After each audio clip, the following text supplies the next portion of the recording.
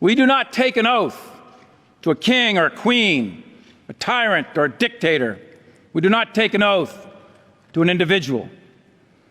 No, we do not take an oath to a country, a tribe, or a religion. We take an oath to the Constitution.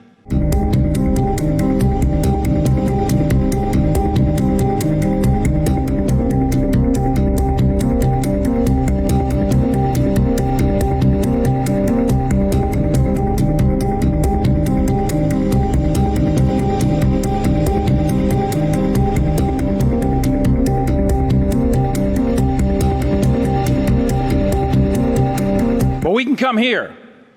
We can see the relics and hear the stories through the eyes and the voices of the individual soldiers who endured so much for the cause of freedom and their unrelenting devotion to the Constitution of the United States, the moral North Star for all of us in uniform.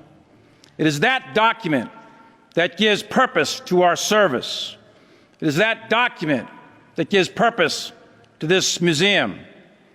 And we in uniform are willing to die to pass it on to the next generation.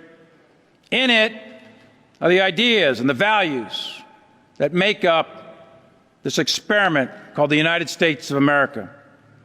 And the motto of the United States Army for over 200 years, since 14 June 1775, the motto has been, "This we will defend." And the "this" refers to the Constitution and to protect the liberty of the American people. You see, we are unique among armies. We are unique among militaries. We do not take an oath to a king or a queen, a tyrant or a dictator. We do not take an oath to an individual. No, we do not take an oath to a country, a tribe, or a religion. We take an oath to the Constitution.